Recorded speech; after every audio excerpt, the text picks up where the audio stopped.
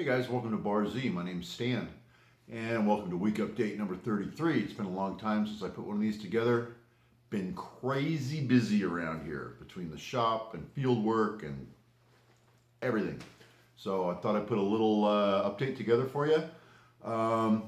Just got a quick mail call. This is eBay and Facebook. This is the stuff I bought off of Facebook, the BST channel. It's buy, sell, trade. Over there, and then eBay. Every once in a while, even a blind dog finds a bone sometimes. So I got a couple things off of eBay. So let's go take a look at that. Okay, so we got a bit of a mail call here, and first thing is from the Facebook buy sell trade channel. This was a shop made block. It's got a V groove up here on the top. It's got an unknown notch going across here. I don't know what that's for. It's got a little bit of rust on it. It was made by a gentleman with the initials of CMG right there. But it's a pretty nice steel block. You know, I didn't really care if it was kind of beat up. I don't mind, you know, doing a little grind on it. It'll make a nice grinding project for a setup block or just a measuring block. And we'll get that V groove nice and accurate and square it all up, but this will be a pretty fun grinding project for us. Might even get some good video out of it. So thank you. That was actually a really good deal on the shop made. That would take quite a bit of time to mill all that material out. So someone spent a lot of time building that, and very nicely done. So thank you. Next up was got my clamps. It came in from the Kilroy store, and a mass email went out. Excuse me. About these hold down clamps. These have a 1/2 inch clearance, brass tips, forged steel. They appear to be some kind of new old stock. So pretty nice clamps. They've got the pivot here. So you can clamp down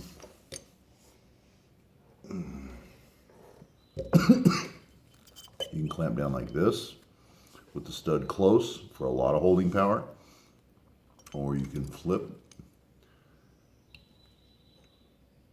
hold down far away for less holding power. This is about 2/3 here and about 1/3 here, so that's the ratio of that rocker. If you want to look at it as a rocker, so 1/3, 2/3. So depending on which way you put it, will help you determine your clamping force. All right. So those three came from the Kilroy surplus eBay auction.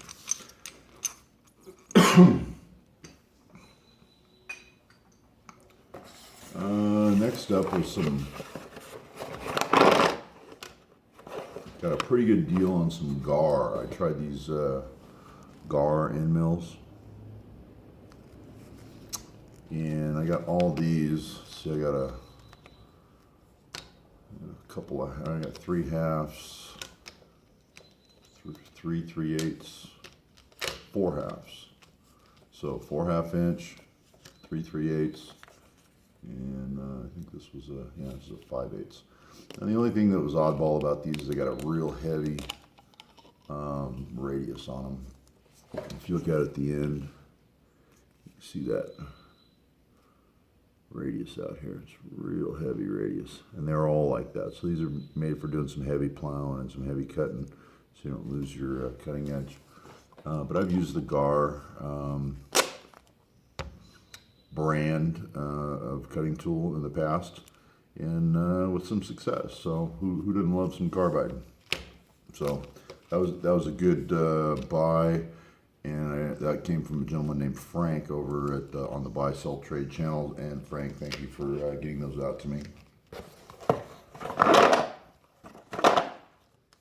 And speaking of carbide, some of you guys know earlier, one of my earlier videos, I did the big Sandvik shootout, and between all those cutting heads, I was really liking those rectangular inserts. So Look at that. Jackpot.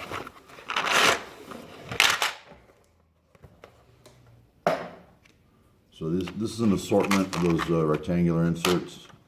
These are all different nose radius. So I've got quite a few of those to play with for my my 3 cutting heads that I got. So looking forward to using those. Here in the shop, I've really been enjoying that cutter. The reduced power consumption with that cutter is just awesome, and you can get bigger cuts with less horsepower. So really been enjoying it. All right, that's the end of this little mail call, and I appreciate you guys watching. Okay, so that was a good score on the Carbide. I was really happy with that Carbide, and that fits the 3 cutters that I already have that I did in the Sandvik shootout just recently. Next up, we got a mail call from James Green and Keith Rucker. These were for regrinds on a couple of things. So let's go take a look at what they sent in. Okay, so we got some packages in. First one's from James Green. Already opened it up, and he's got I think they were like a comparator stand or a pair of comparator stands or something. There's some other attachments for him. He said these were a little off. Holy crap. Looks like someone took a hand grinder to this. So this is, I'm not expecting, oh, both sides.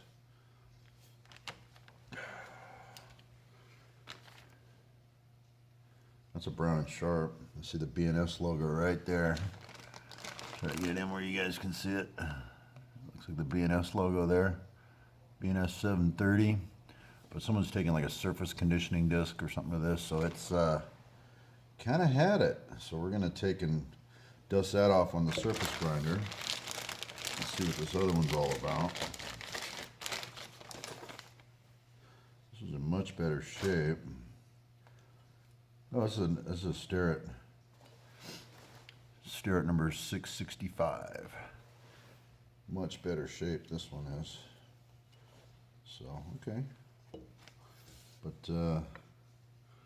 they're close in height, but he says the B&S was a little high, which is cool, but he wants them both to match for whatever reason. He's probably going to use them in pairs, or, I don't know, set them out and lay a part across the two of them, bridge apart, and then he can measure accurately or something. But all I know is he wants them matched in height. So James will get those fixed up for you and back to you. That Brown and Sharp has seen better days. It's going to take quite a bit to get that back. This Starrett sure is nice. Okay, James, we'll take good care of these for you. It's going to be a while. I got still got some stuff to do up north, but we'll hopefully get them back to you before Christmas. Have some nice fresh parallels blocks for Christmas. All right, let's see what's up next.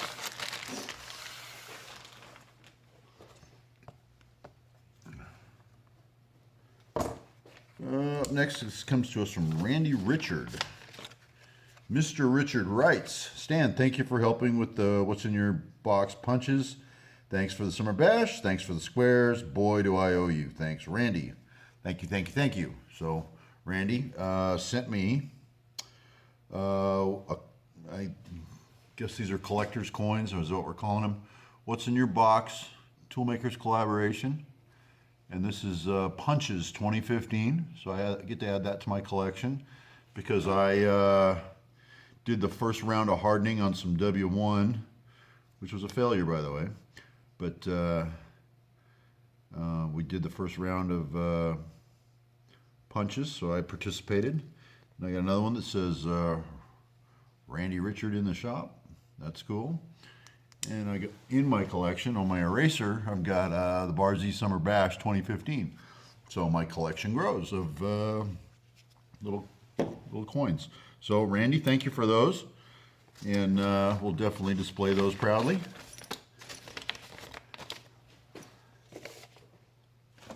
Last up, these come to us from Mr. Keith Rucker at Vintage Machinery, and Keith writes,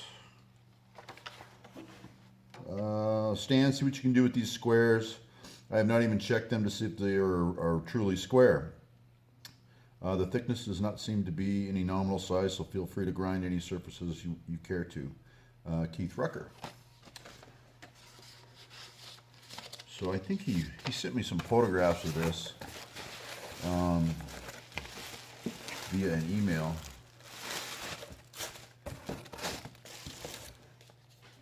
There's a nicely crafted box. But check out these squares.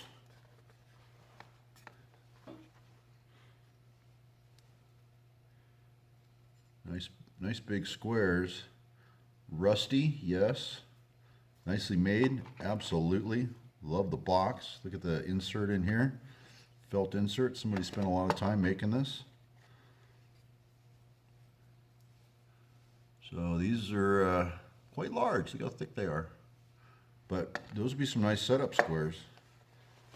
Wonder how those compare even to my biggest ones. These are quite large. Let me get my set out.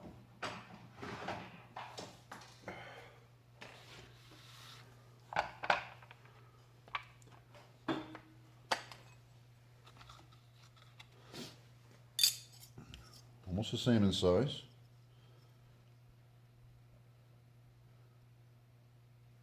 But definitely mine are quite a bit thinner. Yeah, these would be fun for doing setups and things like that. And what he said is they never even ground. See this surface here? Let's see if I can get to catch the light. See, that's just a machine surface. Here, it's been ground on this side and this side. So the 90's been ground, but no one ever actually finished these things. So let's, I mean, I've got the angle of the sign plate and the angle plate on the surface grinder, so I might as well just finish these things off. These were made by a gentleman by the name of R.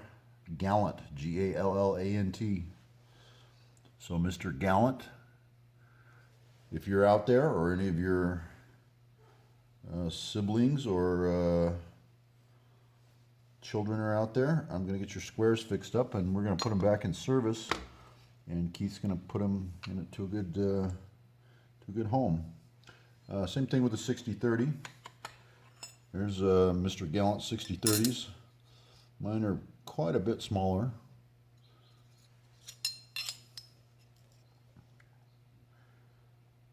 The angle's fairly accurate. I'm feeling for it. Yeah, probably out 5 thousandths or so. Just dragging my fingernail across it there against my squares. So the 60-degree side might be out just a tad. You check it for 90. Put it on the fence and run it up here in the corner tight. Well, they're spot on 90.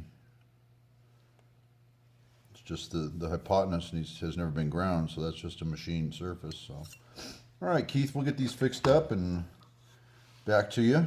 It shouldn't be too hard. Just give them a light dusting. I'll give them a full clean. Okay.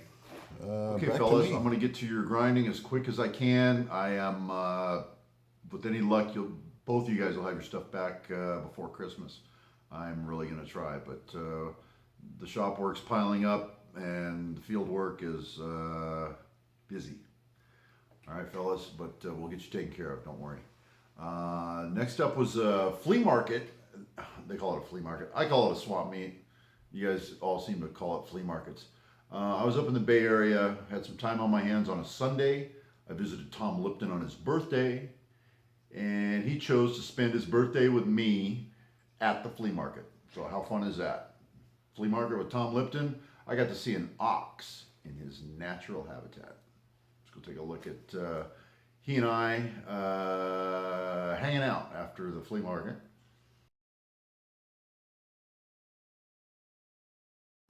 And what was comical about that was we met each other at the front gate. I was wearing an Ox shirt. He was wearing a Bar Z shirt. So it was represent each other. So pretty funny. And we got a good laugh out of that. But I got a few things from the flea market. Let's go check those out. Well, I went to the swap meet with Tom. He calls them flea markets, but I went to a flea market with Mr. Lipton. And got myself a decent pair of calipers, still nice and tight. These are RLS Starretts. So pretty good size there. Usable. Here's a set of inside calipers. No name was found on them.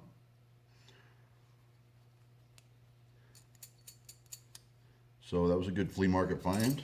And then there's another big pair of wonkers. I don't think I'd ever used anything quite that large, but it's still fun to have around. They'll clean up nice. And I just picked these up. These were in a stack of wrenches. I picked up, I don't know, 15 or 20 wrenches.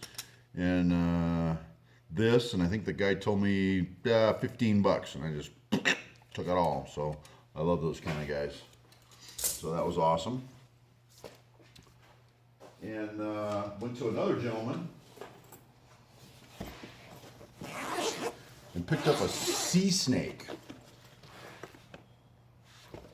This has got a little camera and a little light out here at the end.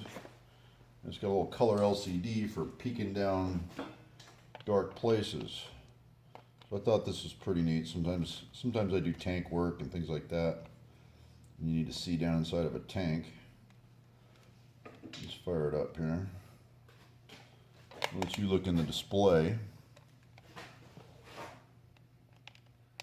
And we'll kind of take a look around the shop here. You're looking at my whiteboard. You're looking over at the Noga sign. Probably looking at it upside down. Probably gotta flip the camera over, huh? There you go.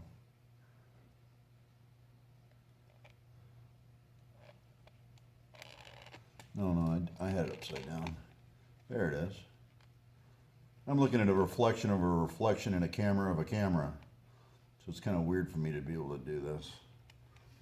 And it is lit. Here we'll go down inside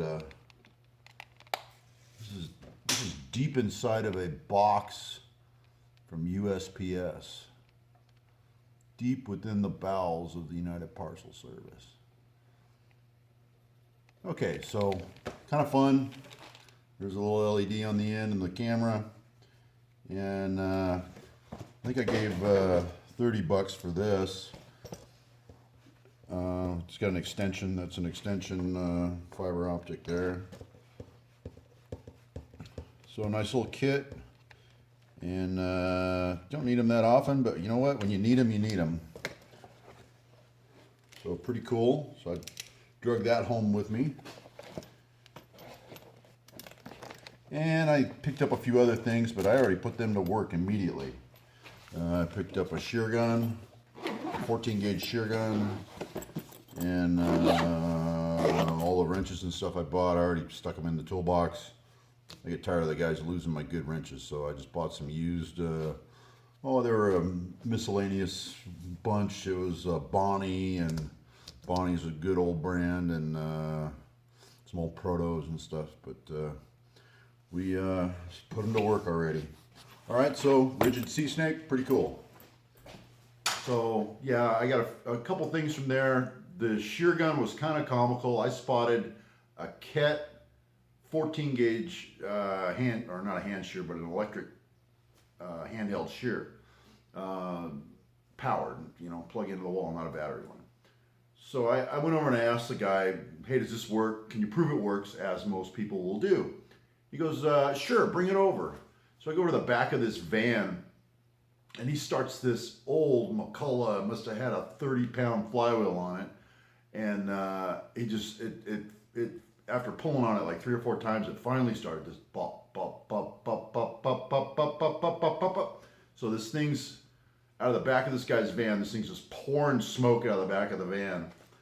And I said, well, you got a cord, or we got no way to plug this in? And he goes, yeah, go give me that cord over there. And I picked up this cord that had so much tape and wire nuts and bare stuff hanging out of it. It was just the poster child for OSHA, don't do this.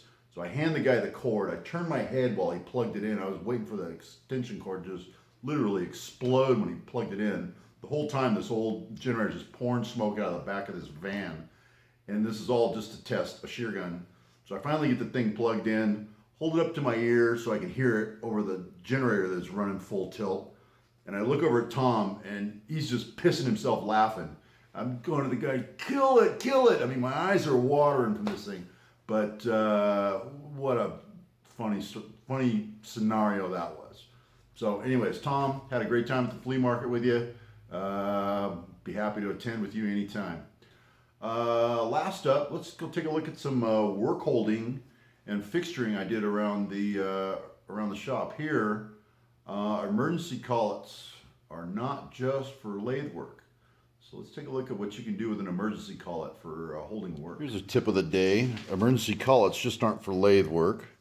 There's a 5C holder, and there's a emergency collet there, and you'll notice I've got a couple. I'm trying to get the camera in where you can see those pins. There you go. Got a couple of roll pins in the collet, and then I've got the 5C holding fixture clocked in the vise, so the two pins are parallel with the axis. Those pins have been indicated, and what we're doing with it, we have to we're making these parts, and these got a very small counter bore, and if you'll notice they're offset, the flats are offset. The flat actually comes back and engages the round here, but it's completely round there. So here's the op. These things will only go in one way on the big flat, and those two pins just locate the part parallel with the axis, push down, and lock your 5C, and then you're free to do your counter boring. So emergency collets aren't just for lathe work. They also make pretty nice little holding fixtures just for doing production. I got about 60 of those. These are done and ready to go out. All right, so I thought I'd share a tip a day with you. Okay, all right, talk back from that, and so you can see the little brass collets are pretty nice. Another nice thing about brass collets, you can solder to them. So you can solder little fences and cabs and things like that. You can solder to the to those brass collets and then remachine them or do whatever you want to do. So emergency collets are not just for lathe work. They're for all kinds of work holding. So that's my tip of the day. All right, guys. That's the end of this week update. I want you guys to enjoy your week, and we'll see you on the next one. Bye now.